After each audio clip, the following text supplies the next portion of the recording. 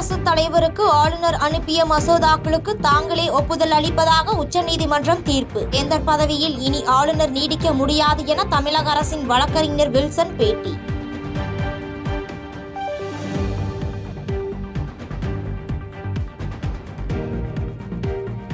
டாஸ்மாக் வழக்கில் சென்னை உயர்நீதிமன்றத்தை தமிழக அரசு இழிவுபடுத்தி விட்டதாக நீதிபதிகள் கண்டனம். வழக்கு விசாரணையின் போது உச்சநீதிமன்றத்திற்கு சென்றது ஏன் எனவும் கேள்வி.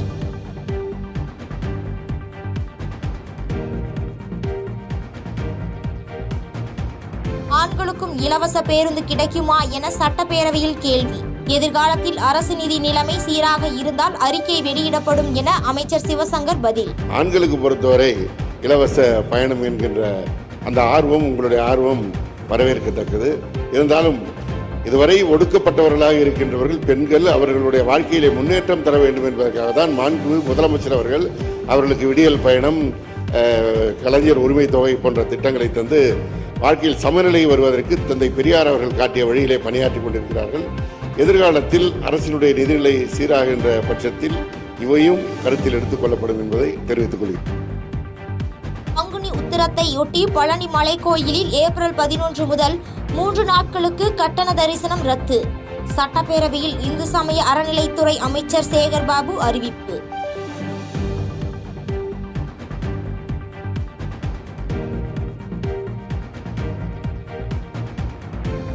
திருச்சி டிஐஜி வருண்குமார் தொடுத்த வழக்கு பிற்பகலுக்கு ஒத்திவைப்பு. ஆஜராகுவதற்காக நீதிமன்றத்திற்கு சென்ற சீமானிடம் தாம் அழைக்காமல் ஏன் வந்தீர்கள் என கேள்வி எழுப்பிய நீதிபதி. எதிர்க்கட்சியாக இருந்தபோதும் பிரதமருக்கு எதிராக கருப்பு பலூன் பறக்கவிட்ட முதலமைச்சர் தற்போது வெண்குடை பிடிக்கிறார். மு.க. ஸ்டாலின் ஒரு வெண்குடை வேந்தர் என்றும் எடப்பாடி பழனிசாமி விமர்சனம். ஸ்டாலின் அவர்களே எதிர்க்கட்சியில் இருக்கும்போது நாட்டுடைய பிரதமர் வந்தபோது கருப்பு பலூன் விட்டீங்க. ஆளுங்கட்சி வந்த பிறகு பிரதமருக்கு வெண்குடை பிடித்தீர்கள். வெண்குடை வேந்தன். இன்றைய முதலமைச்சர் வெண்குடை வேந்தன், வெள்ளை குடை பிடித்த வேந்தன், வெள்ளை குடை பிடித்த வேந்தன். நீங்க வீரத்தை பத்தி பேசலாமா? தெம்பு திராணி இருந்தால் சட்டப்பேரவையில் நான் பேசுவதை முழுமையாக நேரலை செய்ய வேண்டும். எதிர்க்கட்சி தலைவர் எடப்பாடி பழனிசாமி சவால். முகத்தை கண்ணாடியிலே பார்க்க வேண்டும், பிறகுதான் அடுத்தடுப்பி குறை சொல்ல வேண்டும். அந்த தகுதி இல்லாத ஒரு முதலமைச்சர் இன்றைய முதலமைச்சர். எங்களை வெளியேற்றிட்டு நீங்க பேசிருக்கிறீங்க. எங்களை அவையிலே இருக்கின்ற பொழுது எங்களுக்கு பேசுவதற்கு வாய்ப்பு அளித்து நீங்கள் பேசியிருந்தால் தக்க பதிலடி கொடுத்திருப்போம். அந்த திராணி உங்ககிட்ட கிடையாது. திருச்சியில் இருந்து மலேசியா செல்ல இருந்த 2 பயணிகளிடம் 5 லட்சம் ரூபாய் மதிப்பிலான இந்திய மற்றும் வெளிநாட்டு கரன்சிகள் பறிமுதல். செல்போன் சார்ஜர் மற்றும் பேண்ட் பாக்கெட்டில் மறைத்து எடுத்துச் சென்றது குறித்து சுங்கத்துறை அதிகாரிகள் விசாரணை.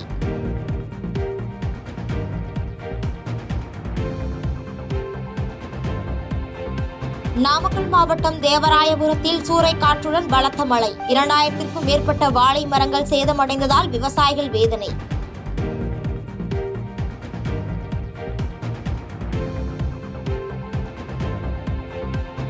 முத்ரா திட்டத்தின் கீழ் எந்த உத்தரவாதமும் இல்லாமல் சாமானிய மக்களுக்கு 33 லட்சம் கோடி ரூபாய் கடனுதவி. நாட்டின் பணக்காரர்களுக்கு வழங்கப்பட்ட மொத்த கடனுதவியை விட அதிகம் என பிரதமர் மோடி கருத்து.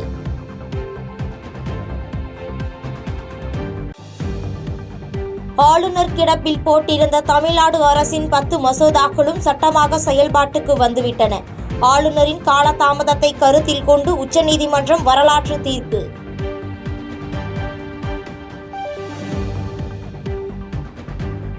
தமிழக அரசின் 10 மசோதாக்களை ஆளுநர் நிறுத்தி வைத்தது சட்டப்படி தவறானது. மசோதாக்களை கிடப்பில் போடப்பட்டிருப்பதற்கு எதிராக தமிழ்நாடு அரசு தொடர்ந்த வழக்கில் உச்சநீதிமன்றம் கடும் கண்டனம்.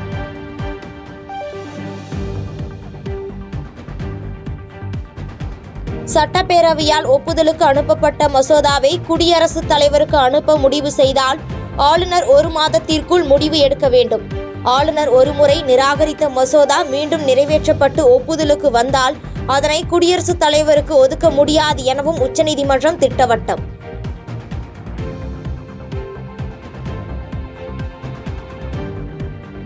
உச்சநீதிமன்ற தீர்ப்பு தமிழ்நாடு மட்டுமல்ல அனைத்து மாநில அரசுக்கும் கிடைத்த வரலாற்று சிறப்புமிக்க வெற்றி என முதலமைச்சர் மு.க. ஸ்டாலின் பாராட்டு.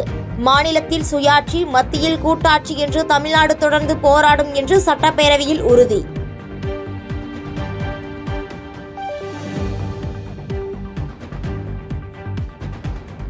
சட்டப்பேரவைக்கு காவி உடையில் வராமல் கருப்பு உடையில் வந்ததில் மகிழ்ச்சி. சபாநாயகருக்கு எதிர்ப்பு தெரிவிக்கும் வகையில் வந்த அதிமுக எம்எல்ஏக்கள் குறித்து முதலமைச்சர் மு.க. ஸ்டாலின் கிண்டல். எதிர்க்கட்சியாக இருக்கக்கூடிய அதிமுகவினர் கருப்பு சட்டையோடு வந்திருக்கிறார்கள். கருப்பு சட்டை போட்டு வந்ததற்காக நான் என்னுடைய மகிழ்ச்சியை தெரிவித்துக் கொள்கிறேன். நல்ல வேளை காவி உடை வராமல் கருப்பு சட்டை வந்ததற்காக என்னுடைய அளவு கடந்த மகிழ்ச்சியை தெரிவித்துக் கொள்கிறேன். சட்டப்பேரவையில் எதிர்க்கட்சியினர் பேசுவது முழுமையாக ஒளிபரப்பப்படுவதாக சபாநாயகர் விளக்கம். மரபை மீறி செயல்படுவதாக கூறி விளக்கத்தை ஏற்க மறுத்து அதிமுக எம்எல்ஏக்கள் வெளிநடப்பு.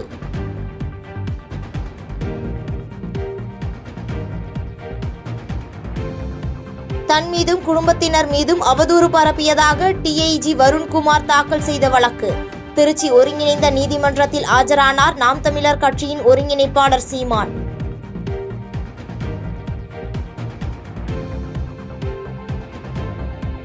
மக்களுக்கு பொருளாதார சுமையை ஏற்றும் வகையில் சமையல் எரிவாயு விலையை மத்திய அரசு அதிரடியாக உயர்த்தியிருப்பது ஏற்கத்தக்கது இல்லை என தவேக தலைவர் விஜய் கண்டனம். மக்களை வதைக்கும் சமையல் எரிவாயு விலை உயர்வை மத்திய அரசு திரும்ப பெற வேண்டும் என்றும் வலியுறுத்தல்.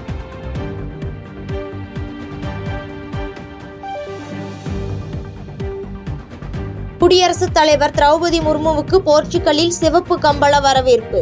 லிஸ்பன் நகர சாவியை வழங்கி மாநகராட்சி மேயர் கௌரவம்.